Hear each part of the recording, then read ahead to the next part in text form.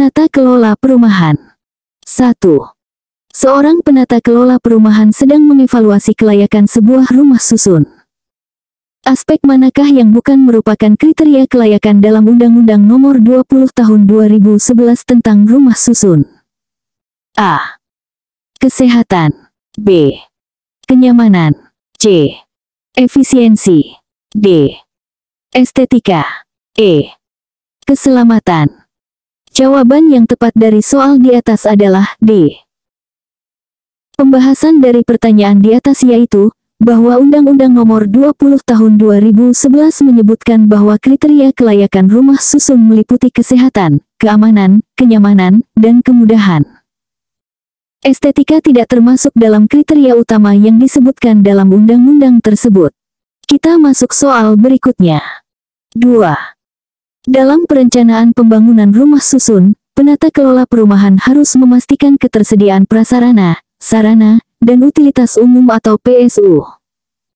Manakah dari berikut ini yang bukan termasuk dalam kategori utilitas umum? A. Jaringan air bersih. B. Jaringan listrik. C. Jaringan gas. D. Tempat pembuangan sampah. E. Jaringan telepon. Jawaban yang tepat dari soal di atas adalah D.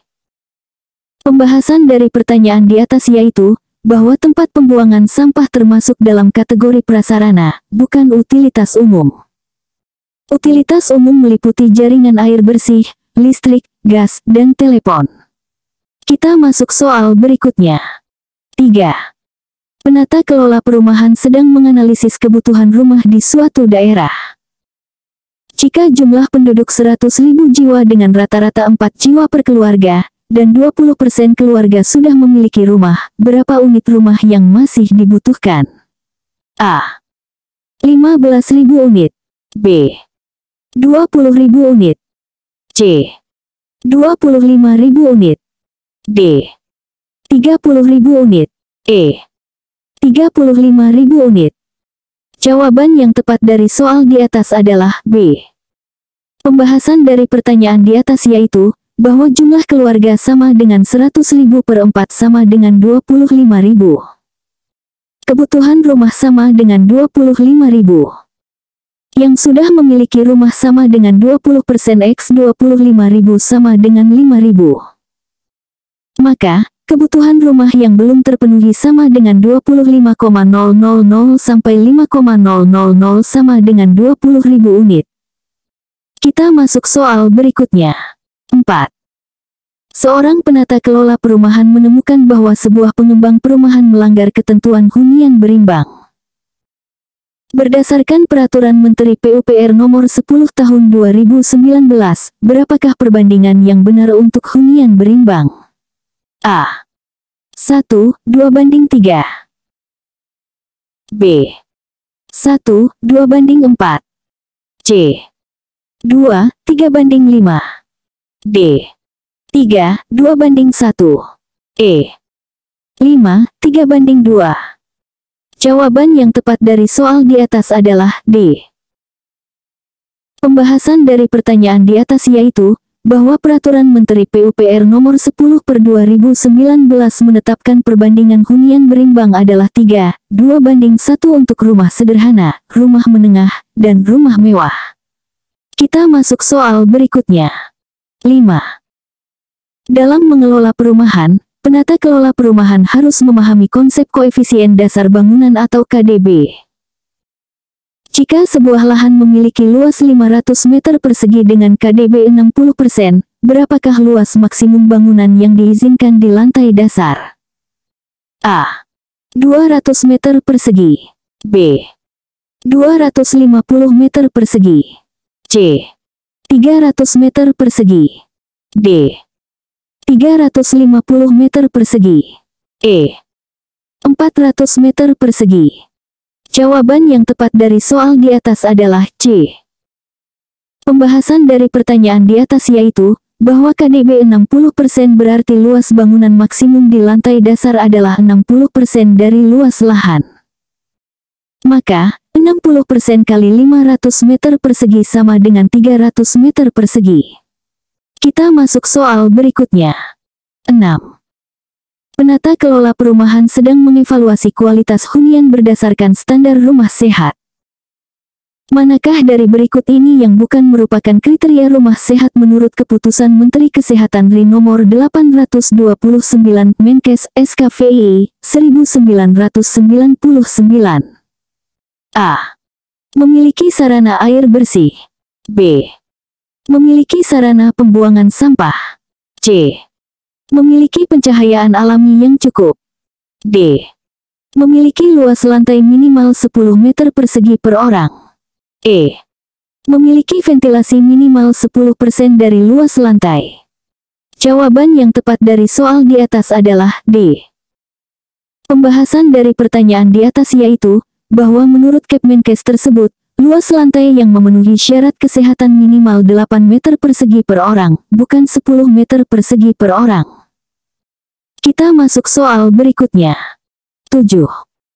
Seorang penata kelola perumahan sedang menganalisis kebutuhan fasilitas sosial dalam sebuah kompleks perumahan. Berdasarkan SNI 03-1733-2004, berapa radius pelayanan maksimum untuk sebuah sekolah dasar dalam lingkungan perumahan? A. 300 meter. B. 500 meter. C. 1000 meter. D. 1500 meter. E. 2000 meter. Jawaban yang tepat dari soal di atas adalah B. Pembahasan dari pertanyaan di atas yaitu, bahwa SNI 03-1733-2004 menetapkan radius pelayanan maksimum untuk sekolah dasar dalam lingkungan perumahan adalah 500 meter. Kita masuk soal berikutnya. 8. Dalam mengelola perumahan, penata kelola perumahan harus memahami konsep ruang terbuka hijau atau RTH. Berdasarkan Undang-Undang Nomor 26 Tahun 2007 tentang Penataan Ruang, berapakah persentase minimal RTH yang harus disediakan di wilayah kota? A. 10%. B. 20%. C. 30%. D. 40%. E. 50%. Jawaban yang tepat dari soal di atas adalah C. Pembahasan dari pertanyaan di atas yaitu, bahwa Undang-Undang Nomor 26 Tahun 2007 menetapkan bahwa proporsi RTH pada wilayah kota paling sedikit 30% dari luas wilayah kota, terdiri dari 20% RTH publik dan 10% RTH privat. Kita masuk soal berikutnya. 9. Penata kelola perumahan sedang mengevaluasi kelayakan struktur bangunan rumah tahan gempa. Manakah dari berikut ini yang bukan merupakan prinsip utama dalam desain rumah tahan gempa? A. Denah yang sederhana dan simetris. B. Sambungan antar elemen struktur yang kuat. C. Penggunaan material ringan untuk atap. D. Pondasi yang dalam dan kuat. E. Dinding yang tebal dan masif. Jawaban yang tepat dari soal di atas adalah E. Pembahasan dari pertanyaan di atas yaitu, bahwa dinding yang tebal dan masif bukan prinsip utama rumah tahan gempa. Sebaliknya, rumah tahan gempa lebih mengandalkan fleksibilitas struktur, konfigurasi yang sederhana, dan sambungan yang kuat. Kita masuk soal berikutnya. 10. Seorang penata kelola perumahan sedang menganalisis kebutuhan air bersih untuk sebuah kompleks perumahan. Jika standar kebutuhan air adalah 150 liter orang, hari dan jumlah penghuni diperkirakan 1000 orang, berapakah kapasitas reservoir yang dibutuhkan untuk menyimpan air selama 2 hari? A. 150.000 liter. B. 200.000 liter. C. 250.000 liter. D.